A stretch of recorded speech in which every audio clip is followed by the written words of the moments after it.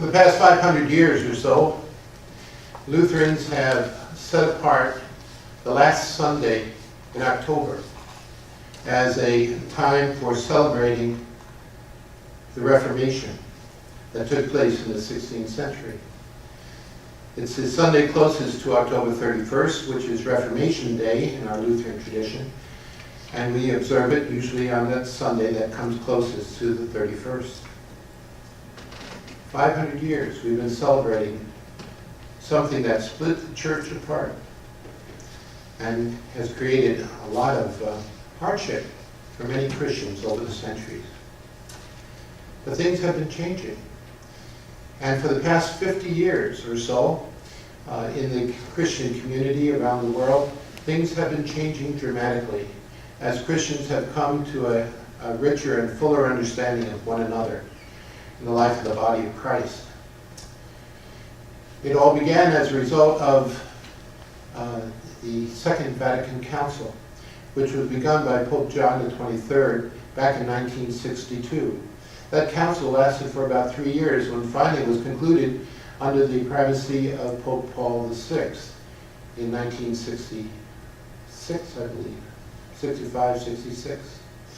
And it was at that time that they had published all kinds of proclamations and decrees, and some very important changes took place in the Roman Catholic communion.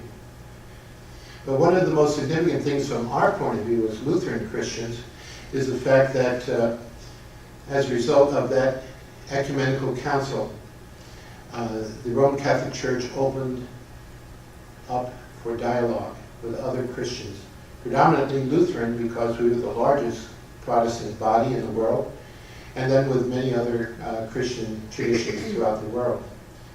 And for the past 50 years or so, Lutherans and Roman Catholics have been engaged in some very, very serious dialogue about who we are and why we are here and what we need to be doing as the people of God. And in recent years, a document was created called From Conflict to Communion. From Conflict to Communion. And that is the basis for the things that are going to be happening tomorrow and during the next year as we commemorate the 500th anniversary of the beginning of the Lutheran Reformation back in 1517. From conflict to communion. Indeed, Lutherans know what conflict is about because there were tremendous conflicts that took place back at the time of the Reformation. Many, many people lost their lives as a result of the conflict between Lutherans and Roman Catholics. It was a terrible time in the church. And over the years, there's been a lot of animosity and anger between Lutherans and Roman Catholics. Very often so that Lutherans define themselves by simply saying we're not Roman Catholic. And that seemed to be sufficient in most cases. But things have been changing now. As we're moving closer and closer, we're on that journey. We have not gotten there yet. We have not gotten to the point of sharing at the Lord's table together in Holy Communion.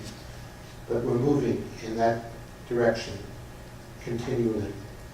And in the events of this week over at Lund Cathedral in Sweden, where Pope Francis will be there, along with leaders of the Lutheran World Federation, and thousands of Lutherans and Roman Catholics gathered together for a service of common prayer, we will begin to see, again, another significant change in the relationship between Lutherans and Roman Catholics, which will continue to bear fruit for years to come. Given the fact that we have managed to achieve a lot of convergence with Roman Catholics over these years, it raises the question, for Lutherans at least, do we need to be Lutheran anymore? What difference does it make that we're Lutheran if we're starting to find more and more agreement with our Roman Catholic brothers and sisters? And I've thought about that a lot as a pastor, naturally in the Lutheran tradition. And I started to ask the question, why am I a Lutheran?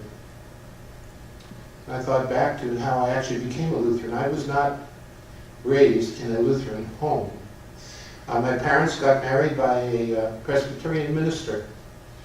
And when I came along, the time was there for me to be baptized, and so my parents scheduled a baptism at the church, but because I was ill, I wasn't able to be brought to church, so the minister came to our home, and so I was baptized in our home by a Presbyterian minister. In the years that followed, my family brought me to Presbyterian Sunday school. And when we moved to a new community, there again, my father was on the building committee for a brand new Presbyterian church building. And we moved again, and again I was in the Presbyterian Sunday school. But then we moved to Uniondale, and when we moved back to Uniondale where it started out, I had a miraculous conversion experience. I became a Lutheran. It's because the church was closer to where we lived than the church in Hempstead, where I had been going. So all of a sudden I became Lutheran. It's not a very exciting biography to talk about. But in those days, believe it or not, children in 4th grade were able to walk from their home through the community to church without having to be protected by guards and police and all this kind of stuff, without having to phone in every few steps along the way. I was able to just go to church if my parents couldn't bring me. When I got into high school, I was on the track team, and so I was able to run to church. It was only half a mile away. Boy, those were the days. But that's how I became Lutheran. I always say I'm Lutheran by accident. That is until we went to Finland around the turn of the century. And when we went to Finland, I was visiting with some distant relatives. They're distant relatives. After all, Finland's a long way away. And I was visiting with them, and we went to the church where my grandmother had been baptized. And that was around the beginning of it was the end of the 19th century that she was baptized. And as we visited around that church is only 1,100 years old or so, we walked through the graveyard.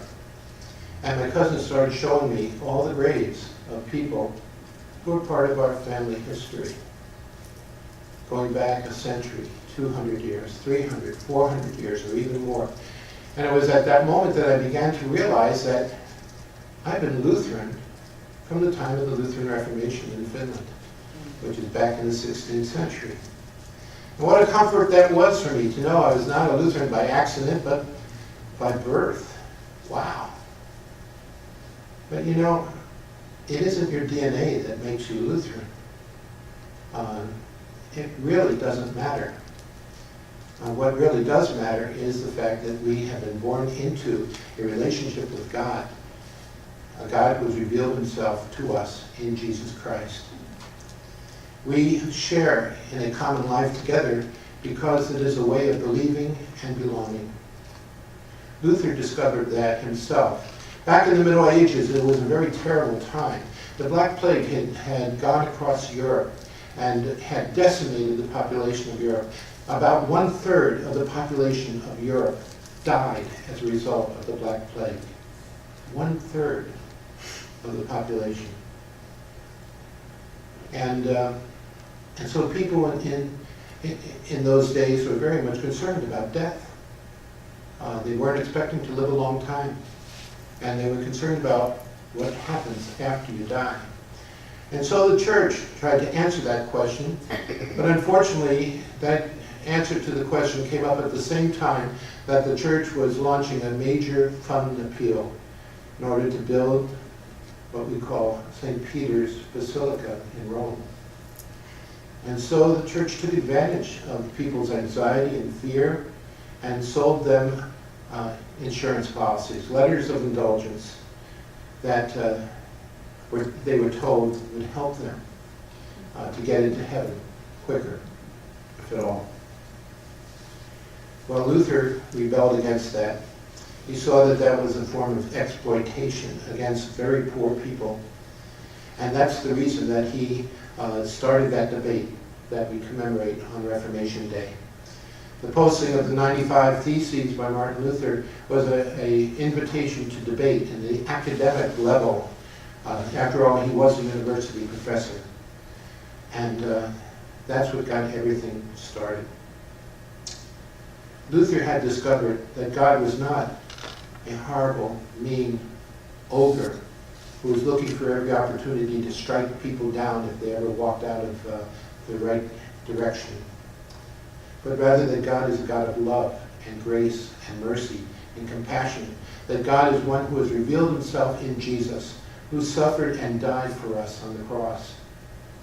Luther understood the words of the Apostle Paul writing to the Romans, the just shall live by faith. And the words that Paul wrote to the Ephesians, by grace you have been saved through faith. And that's not your own doing, it is a gift of God, not from works, lest anyone should boast. We are justified by grace, freely, through the sacrifice of Jesus Christ on the cross. And that set him free.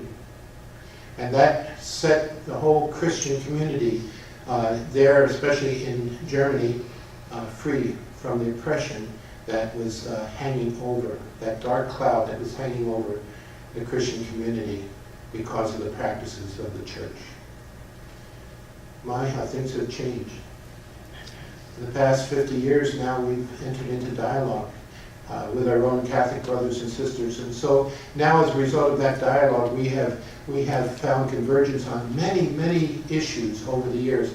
There are volumes that have been published as a result of dialogues between Lutherans and Roman Catholics over the past 50 years on all sorts of subjects. And finally coming to that point where we now have that statement I referred to before, from conflict to communion. And in that statement, we are urged, first of all, to recognize that we are in a common endeavor, to find ways to relate to one another so that we can share in transforming one another's life and practice in the church. That we are to then take the time and the effort to bring our resources together so that we have a clear understanding of the mission that God has entrusted to all of us, Lutherans and Roman Catholics alike. And so we might be able to participate together in bearing witness to the world, proclaiming the Lordship of Jesus Christ over all of God's creation. We are living in a very exciting time now in the history of the world. And we have an opportunity now as Lutheran Christians to bear witness to the faith that we have shared with one another in a way that will enliven and strengthen the faith of others with whom we share a common mission under a common Lord. So these are exciting times. God is at work among us and will accomplish great things in the years to come. We look forward to that day when we will all be able to gather together at the Lord's table and share in Holy Communion with one another as we see that as a foretaste of the feast to come. Amen. Amen.